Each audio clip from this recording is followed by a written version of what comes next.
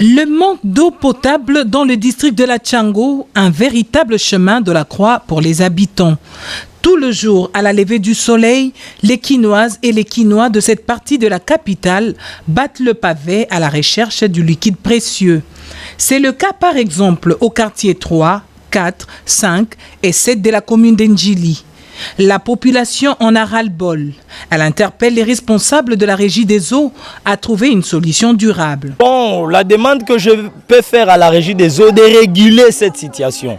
Donc, ils doivent voir parce que c'est une très grande entreprise. Mais vous sortez comme ça, il n'y a pas d'eau, vous ne vous lavez pas. La pénurie d'eau, ça cause encore l'insécurité. Il y a l'insécurité au niveau de Kingassan là-bas. Et d'ailleurs, il y a 2 jours passés, si je ne me trompe pas, une maman qui a été molestée aux petites heures du matin. Elle était partie chercher l'eau des jeunes garçons qui voulaient s'en servir d'elle. Nous voulons que le chef de l'État puisse intervenir surtout pour ces problèmes. Finalement, Régie des eaux est accompagnée à Mounene. La Régie des eaux est une grande compagnie. L'eau demeure indispensable dans la vie d'un homme. Car, dit-on, l'eau c'est la vie. Nous sommes abandonnés à notre triste sort. Venez à notre secours. Cette situation déplorable se pose avec acuité également dans les différents quartiers de 4 communes du district de la Tchango, à savoir Ndjili, Kimbanseke, Massina, Maluku. Dans la commune de Kimbanseke. Pour avoir l'eau, il faut avoir au moins 500 francs pour un bidon de 25 litres. Alors, dans une famille de 7-10 personnes, comment est-ce que vous pouvez utiliser, devez-vous dépenser combien? Au-delà de cette crise d'eau potable devenue un véritable problème de société, les habitants de ce coin de Kinshasa dénoncent la surfacturation leur infligée par la régie des eaux, aussi longtemps que l'eau ne coule pas dans leur robinet. Pose des enrobés les routes secondaires qui traversent l'échangeur de Limété, plus précisément sur l'avenue de la Foire, pour la commune de Lemba, retrouvent leur éclat d'antan. Les ingénieurs de l'Office de voirie et drainage OVD, que dirige Benjamin Wenga Basoubi, sont à pied d'œuvre pour offrir aux Congolais des routes selon la vision du chef de l'État, Félix-Antoine Tshisekedi Tshilombo, en même temps faciliter la fluidité du trafic des populations via ces routes secondaires. 500 mètres de route en aller-retour, Limété-Lemba viennent d'être asphaltés et les travaux se poursuivent à la grande satisfaction des usagers. Nous sommes très contents. Le travail s'est fait correctement.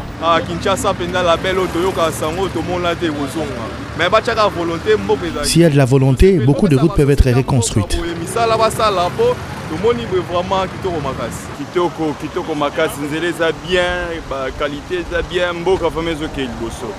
En tout cas, nous sommes très contents, satisfaits.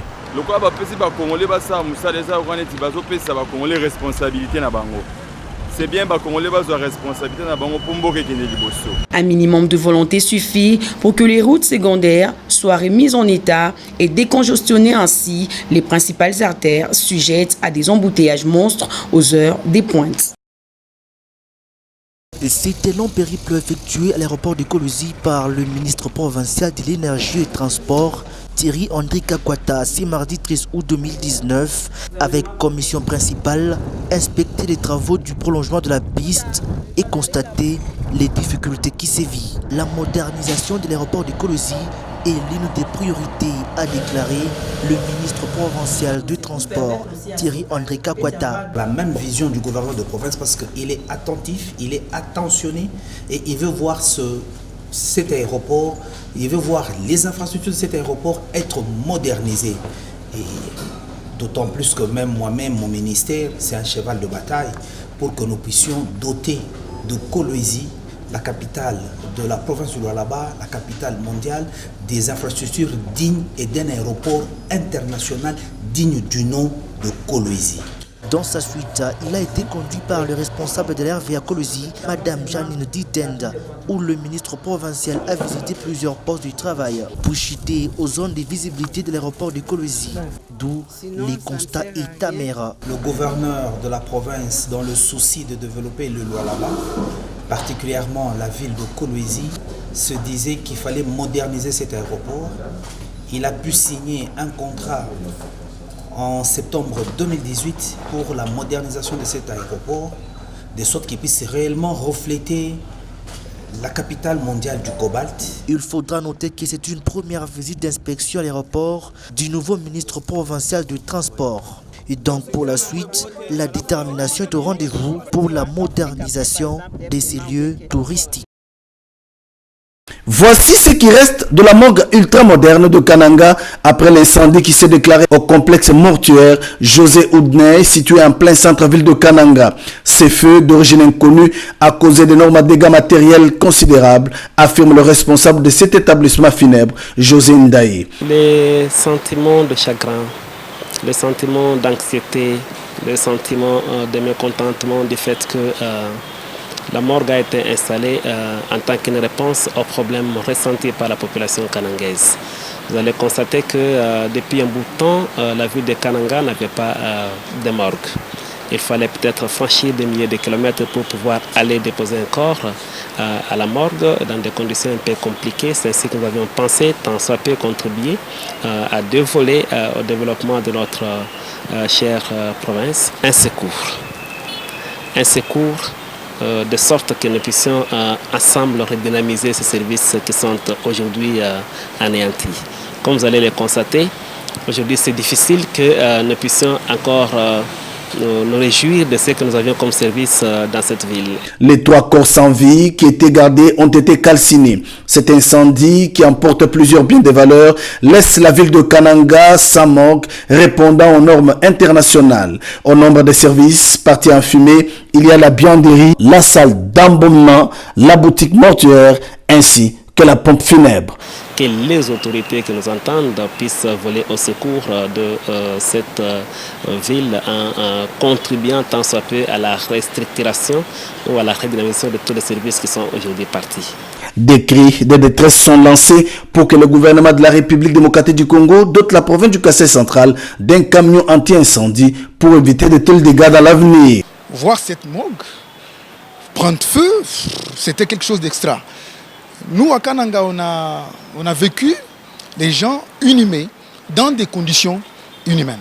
Donc, quelqu'un qui est mort, et il faut voir comment on cherche à prendre des seringues, de l'alcool, pour mettre dans les corps.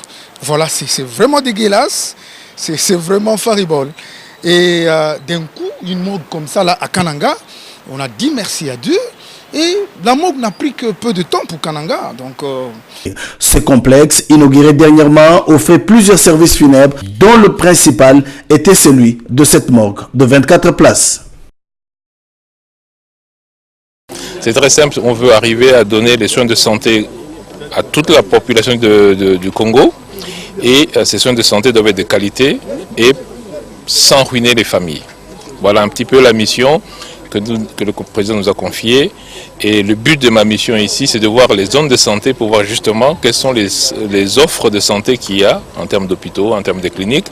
Parce que si on doit donner des soins de santé de qualité, il faut que les structures de santé existent. Et donc je viens visiter les zones de santé de Mbujimai, de Kabinda, de Monyeditu et de Kananga. Alors, la situation de Kabia-Kamanga a été déjà visitée par le directeur de cabinet adjoint, qui est passé il y a à peu près 10 jours. Et on a livré des vaccins parce que la rougeole effectivement est un vrai problème qui se pose au niveau national et particulièrement ici. Et nous sommes en train de travailler pour que cette épidémie, comme pour Ebola, comme pour les autres, qu'on puisse les résoudre. Les organes délibérants du Grand Équateur totalisent 3 mois des émoluments non payés.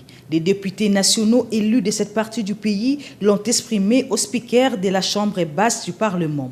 Janine Mabunda Lioko a pris bonne note de la démarche et promis qu'une solution sera trouvée. Les frais de fonctionnement des gouvernements provinciaux ne sont pas les mêmes partout.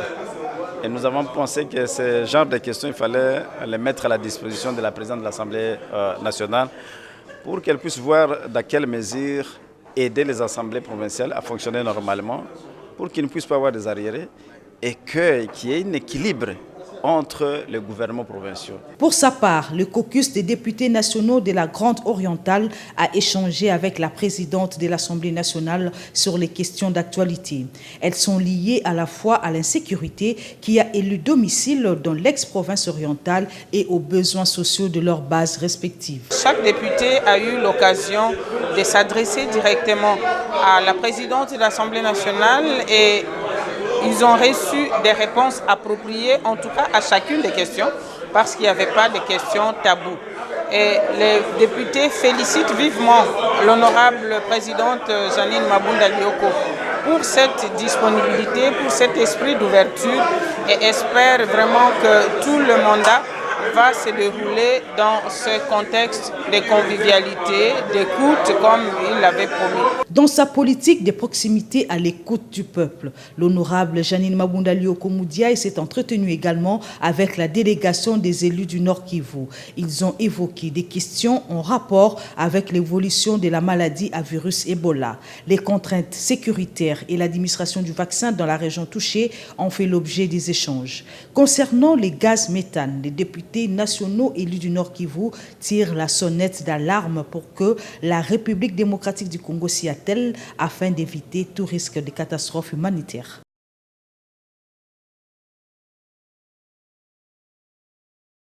Outre la visite de courtoisie et de civilité à l'honorable Janine Mabunda Lioko Moudiaye, le représentant résident du PNUD, Dominique Sam, a réaffirmé l'engagement de son organisme face au partenariat avec l'Assemblée nationale de la République démocratique du Congo. J'ai eu l'occasion de féliciter Madame la Présidente pour son élection à la tête du bureau définitif de l'Assemblée nationale.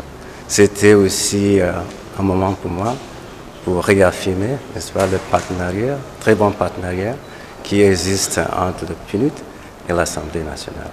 On a aussi discuté, exploré certaines pistes de collaboration dans l'avenir.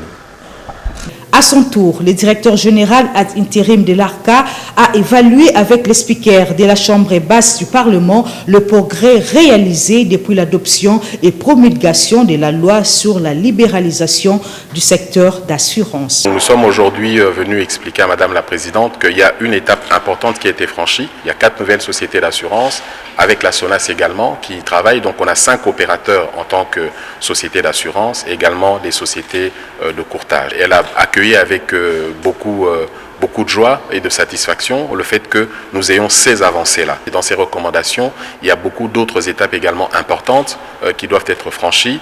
Et il est important qu'au niveau de l'Assemblée nationale, qu'on reste attentif sur les besoins éventuellement peut-être d'amélioration à moyen terme de la loi pour que nous ayons un marché qui soit totalement adapté aux besoins des Congolais. Les deux personnalités ont plaidé en faveur du secteur d'assurance essentiellement inclusif.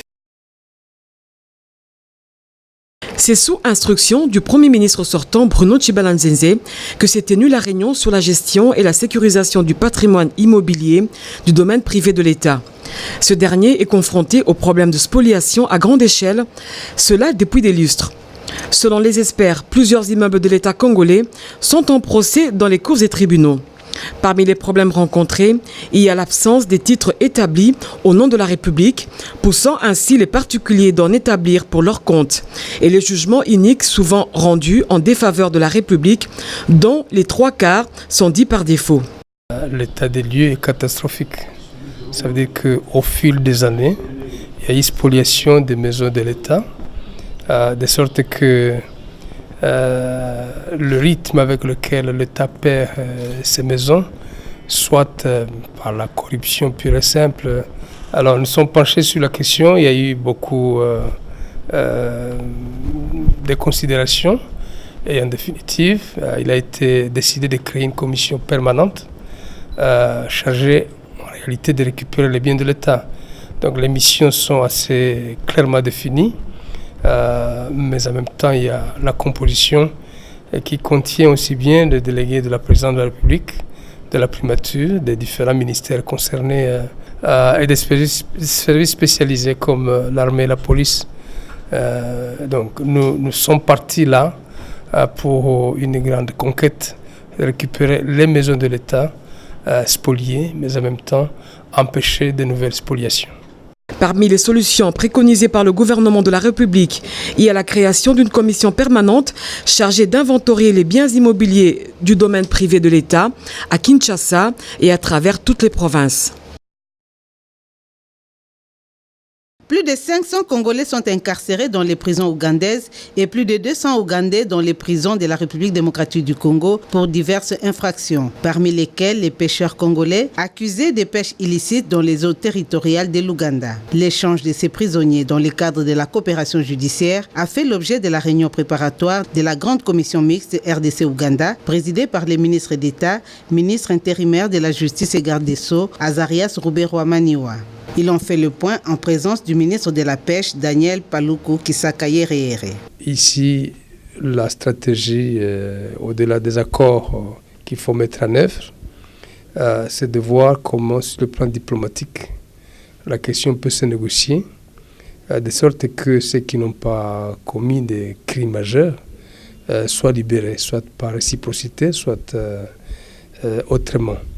Nous avons envisagé une mission en Ouganda. Les affaires étrangères vont travailler aussi à leur niveau.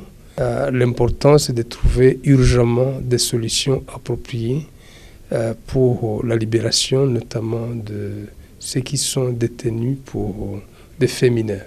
Il y a un accord en chantier de portée générale qui pourrait inclure cet aspect. Il y a également un accord de collaboration, mais celui-là est signé, mais qui n'est pas encore mis en œuvre. On prépare également à cette réunion des experts du ministère des Affaires étrangères, du ministère de l'Intérieur, de la Défense nationale et du ministère de la Justice. Cette réunion s'inscrit dans le cadre de la mise en œuvre des résolutions de la 7e session de la grande commission mixte RDC-Ouganda, tenue à Manyonyo, en Ouganda, du 18 au 20 octobre 2018. Les agents et cadres des institutions étatiques ayant en charge les questions liées aux hydrocarbures prennent part depuis ce mercredi 14 août 2019 au séminaire de formation sur l'économie de l'aval pétrolier. C'est le secrétaire général aux hydrocarbures, Désiré Ngoy Masuka, qui a, au nom du ministre intérimaire des hydrocarbures empêchés, procédé à l'ouverture de ces séminaires de formation qui répond aux vœux du chef de l'État, Félix Antoine Tshisekedi Tshilombo, de voir les secteurs des hydrocarbures devenir porteurs de richesses et très participatifs au bien-être de nos populations. Et pour y parvenir, tout devra se faire dans le strict respect des exigences de l'industrie pétrolière internationale. Notre objectif, c'est de pouvoir renforcer les capacités de nos agents, des agents de services de l'État qui interviennent dans la gestion des hydrocarbures, surtout en aval pétrolier. Alors nous avons constaté qu'il y a un certain nombre de problèmes tels que qui concernent la structure des prix, l'approvisionnement de notre pays et tout ça. C'est l'Institut du pétrole et gaz qui a la lourde responsabilité d'assurer cette formation des cadres et agents de l'État. Son directeur général rassure que les recommandations issues de cette formation favoriseront une prise de décision chirurgicale pour l'amélioration précise du secteur de l'aval pétrolier en RDC. Cette formation s'étendra jusqu'au 16 août 2019. Le 26 coordonnateurs provinciaux du réseau indépendant lutte contre la corruption, RIAC en sigle, se sont retrouvés à Kinshasa en assise sur la lecture, maîtrise et validation de l'esprit de plan institutionnel et plan de politique sociale durant 2 jours au terme d'échanges enrichissants d'expériences. Les coordonnateurs du RIAC, Samba Kassende Wakasende, accompagnés de Christopher Ngoy, le président de la société civile de la RDC, et le SPER José Mbou, a tenu un point de presse pour livrer au public le résumé du document directeur de lutte contre la corruption. L'organisation RIAC, qui a fait appeler l'ensemble des coordonnateurs de 26 provinces sur la question de la corruption, est venue pour une mise à niveau sur le document dont vous faites état que nous avons transmis au chef de l'État.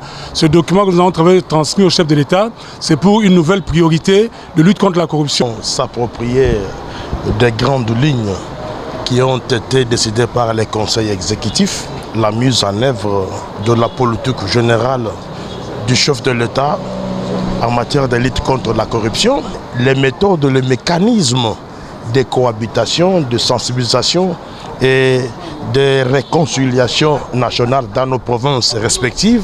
La corruption, vous le savez, dénature notre société. Et aujourd'hui, nous sommes là où nous sommes, c'est-à-dire nous croupissons dans un marasme à tous les niveaux, tout simplement parce que tout ce que nous faisons est dénaturé. C'est pour répondre à l'urgence d'améliorer la gouvernance de l'État et lutter efficacement contre la corruption. Le nouveau staff technique des Léopards Football Senior, conduit désormais par Christian Sengibiembe, avec comme adjoint Christopher Walembo, a été présenté au gouvernement de la République à travers le ministre intérimaire des Sports, Jean-Pierre Lissanga Bonganga. Ce dernier, qui attend des résultats, a remis un ballon à ce nouveau patron du 11 national devant Donatien Chimanga Mwamba, vice-président de la Fédération congolaise de football association. Aujourd'hui, c'est un grand jour parce que nous avons notre sélectionneur principal. La FECOFA vient de nous présenter les remplaçants de Ibengue, Florent. Il s'appelle Christian Sengibiembe, CC Seko. Je pense que nous avons pris acte au nom du gouvernement parce que nous devons aller de l'avant. Aller de l'avant parce que bientôt, d'ici 2 mois, on va rencontrer l'équipe de Centrafrique. Il y a des matchs qui nous attendent. Il est important qu'ils commencent le travail maintenant. Auparavant, c'était Obina Mungu qui a présenté à la presse ce nouveau dispositif technique qui a en charge de conduire la machine Léopard Football qui semble un peu grippée. Christian Sengibiembe, qui n'est pas un nouveau venu dans le monde du football congolais, était directeur technique national à la FECOFA. Il est un grand artisan de la génération Marbella et participe depuis bien longtemps à l'encadrement des jeunes Congolais dans les équipes d'âge des Léopards.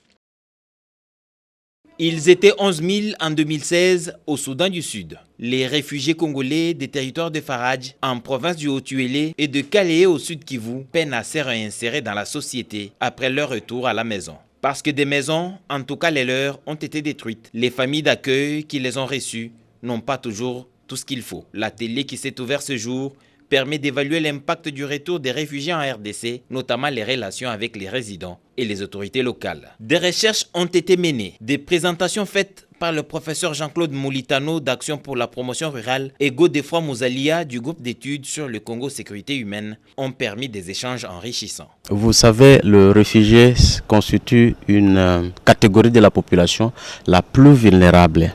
Ils sont revenus depuis 2016. Vous voyez, la réintégration socio-économique pose problème, mais aussi il y a trop de problèmes qui entourent leur retour.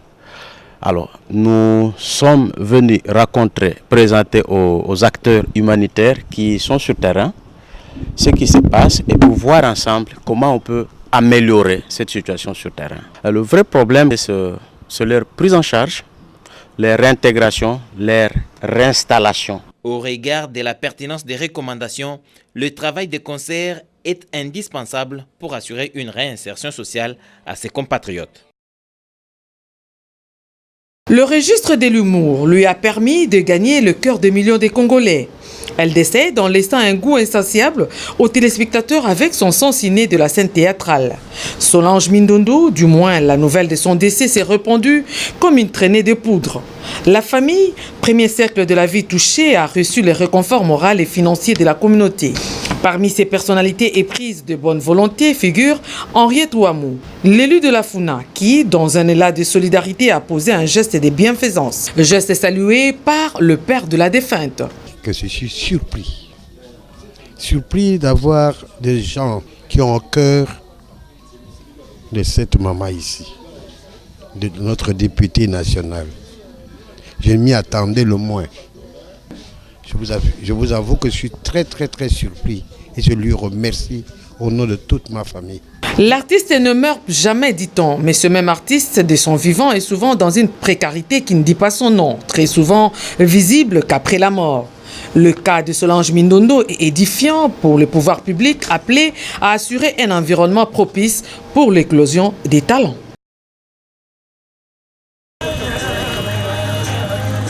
À Selembao, au quartier Lubudi précisément, c'était la fête. La population est sortie en masse pour saluer l'arrivée d'un nouveau transformateur, d'une nouvelle cabine, et ce dans la lutte que mène la SNEL contre les poches noires et le délestage. Jean Bosco Kayombo avait promis d'agir en faveur des abonnés de cette partie de la capitale, et quand il tient promesse, il est vraiment à l'honneur. D'ailleurs, la cabine Kimvouidi 2 portera désormais le nom de cabine Kayombo. Le directeur des distributions Kinshasa s'est donné le temps d'expliquer à cette population les projets que réalise SNEL, surtout Kinshasa en général et Selembao en particulier. Le projet ISE, qui concerne 400 cabines à installer, arrosera certainement la commune de Selembao. Pour le quartier Lubudi ici, le prépaiement va être expérimenté comme partout ailleurs. Le directeur général de SNEL, qui a remercié la population pour l'honneur lui fait, s'est encore engagé pour un début des travaux afin d'une mise en service rapide en droite ligne des recommandations du chef de l'État, Félix-Antoine Tshisekedi. La réalisation des divers projets en chantier va se poursuivre à travers l'ensemble du pays, a-t-il renchéri.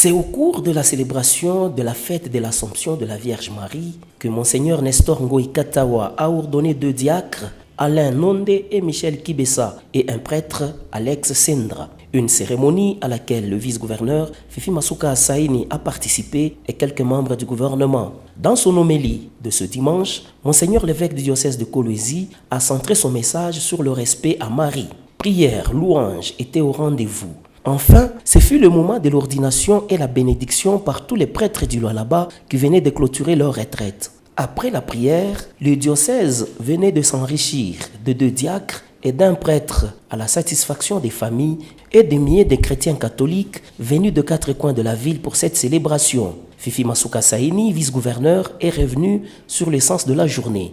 C'est le domaine marial qui a servi de cadre pour cette cérémonie.